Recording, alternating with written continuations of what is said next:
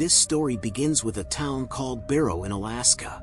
This town was a place where the sun didn't rise for 30 days in winter. But for 30 days, this town was in the dark. The population here is not much. It is just 500 people. This happens only once a year, so we are shown that a ship has come from somewhere near this town. Then we see a man, a stranger, who comes to this town. Today is the last day and a month-long night will start tomorrow. Every year when this happens, some people go somewhere else to celebrate holidays and some stay here. Everyone was busy preparing for today. There was an officer in this town whose name was Eben. Eben and his partner Billy went out of town because they found some burnt cell phones. They thought it could be someone's mischief, but they didn't understand the burn of the cell phone. Why would anyone do that? Anyway, not paying much attention to this, they both came back to town because they had to make preparations. Many people in town were about to leave. Anyway, everyone was quite busy. They don't even know that someone is killing all the dogs in the town. Eben was in town. The man named Bo was taking fuel for the generator. The fuel was leaking from the vehicle at that time, so Eben finds him, which Bo doesn't like at all. Anyway, right at that time, Eben gets a report about the dogs. Now before Eben goes to see the dead dogs, we are shown a girl named Stella. Stella is actually Eben's ex-wife. She came to Barrow Town for some work, but she didn't tell Eben, and she had to leave today. Because if she didn't go today, she would be trapped in this darkness for 30 days. She was in her car and was heading towards the airport. She could have reached on time, but an accident happened. A ditch driller collides with her car. Fortunately, Stella is fine, but her car got badly damaged, so Stella calls Eben and asks for help. Eben himself doesn't come to help, but he sends Billy. Billy tries his best to get Stella to the airport on time, but still she is late and finally the plane had took off. Stella is upset that she is stuck in this town for a month. There was no other way. On the other side, we see Eben. The report he got where many dogs were killed goes to this place. Actually, these dogs were John and Ellie. When Eben comes to see them, the dogs are brutally murdered. John says that there is no one in town who hates these dogs so much. Anyway, Eben still didn't understand this puzzle. Now it was evening. Eben comes to the police station, where his grandmother Helen and younger brother Jack came to help, because many people are on leave these days. Eben's grandmother Helen says that a call came from the mutilator's side, who had some problems. Now Eben goes to meet them. The guys named Carter and Wilson work there. Wilson was actually a pilot. He tells Eben that for a long time, my helicopter was parked in the garage, but today someone broke many of its parts and left it unfit to fly. Now, the man who told us in the beginning, it was shown that the stranger was asking for alcohol in the diner, but the lady serving there told him that we did not give drinks to anyone during these days of the year. It is dangerous. Then, he asked for raw meat. This man was very strange and his words were even stranger than this. Anyway, when Eben comes, he starts doubting this man. Anyway, there is a strange incident in this town. He was arrested. After a while, we are shown a man named Doug. He heard some noise outside. When he comes to check the outside, there are strange people around him who suddenly attack him and drink his blood. On the other side, factory workers who had completed their work. They were coming home. They were also attacked suddenly. There were 2 men and 1 woman. Both men were dragged into the darkness by the demon who drank blood there. And this woman, whose name was Denise, somehow succeeded in escaping. Here, without any excuse, Eben puts that stranger in jail. Eben asks him, but he doesn't tell him anything. He felt like everyone here was going to die. The lights went off and the phone connection was broken. After that, Eben saw blood on the ground. When he followed him, he found a severed head of Doug. He got scared. So he came to the people who were staying there and told them to stay in their homes. Don't go out. If someone doesn't have a generator, they go to the diner and there is a generator. At the police station, Eben's grandmother Helen, his ex-wife Stella and his younger brother Jack were there. And in the cell was a stranger. Now they were playing for the time pass, but the stranger was trying to scare them all. Jack gets angry and he throws a piece of plastic on his side to keep quiet. The stranger says to trap them that you did a great job. Now I will break the jail with its help. Jake doesn't understand. That's why he runs towards him so that he can take the piece, but the stranger catches him. Stella takes out the gun and threatens him to leave it. But in the meantime, Eben himself had reached there. He shoots the stranger's shoulder and ties him up with the bars. There was already a fearful atmosphere in the town because the demons had come here. This was just a repetition of the fact that you are all about to die, and they have come here. The game of death has begun. Stella and Eben think that there is a serial killer here, so they both sit in the car, and they go to catch the criminal.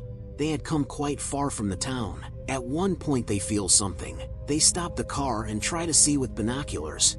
Stella saw something, so she tells Eben that we have to leave from here right now. As soon as they both get in the car, they start heading towards the town, but a demon attacks their car. Eben shoots at him, but the bullet has no effect on him, so Stella brakes the car. Somehow they got rid of the demon. When they reached the town, the situation there was bad. Cars were on fire. There were dead bodies. Helen contacted them from the police station. When Eben and Stella got there, neither Helen was there nor Jake. There was only blood. Eben and Stella feel very bad seeing this. That stranger was still stuck in the cell. In anger, Eben comes to him. He was going to kill him, because he says that I helped him. I made a way for him. Stella stops Eben from killing him. There is nothing to gain from this. That's why he stops. Now we are shown this demon and his leader, whose name was Marlowe. Till now they were attacking silently. Marlowe says to his people that now you can attack the people. There is no one to save them, but cut off their heads and separate them so that they don't become demons. They all attack the town and the killing of people begins. People had guns to save their lives, which did not affect these vampires. Stella and Eben somehow reach the diner where he finds his brother safe. Some people had been hiding here before, like Carter, Denise, Naomi, and Bo. There were also some people. Carter advises that we have to hide in the utility, but Eben says it is far away. These demons will see us. Then Denise tells me that in my neighbor's house, it's a safe place. He's not far from here, but still, they can't get out. So Eben says that Stella and I will distract them. You guys will get time. You guys get out. Eben and Stella get out of the car, but the monsters were fast. They see them. They were so powerful that they rolled over the car. They were trying to kill them. Stella only succeeded in killing one, then Bo comes to help them. He has a big truck, so he crushes some vampires. He saves Eben and Stella. Now, as Denise said about her neighbor's house being safe, it was true. These other people are staying there. Maybe they had to stay for a long time, so they planned. They should have to manage their food, and they had to be heavily guarded. Marlowe and Iris go to the police station. Actually, he had made a deal with the vampire. If he helps them, they will make him immortal, meaning he will also become a demon.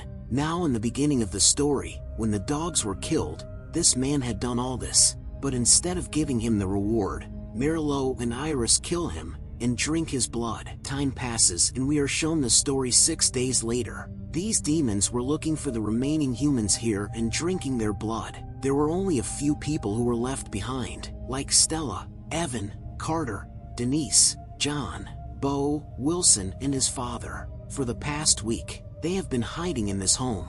They are living on food and are constantly guarding. But Wilson's father, who was not well, and his wife was recently killed. Sometimes, he would remember her and they didn't want him to make noise. They hear noise outside when Stella sees out. They were actually searching the houses around. Some of them say that before they find us, we have to go somewhere else. We have to hide somewhere else. Eben advises everyone that we can't leave like this. But when the storm comes, we will get a chance. We will hide in the utility. On the 7th day, a girl named Christine, who was left alone, comes out and calls for help. These voices are heard by the people hiding in the home.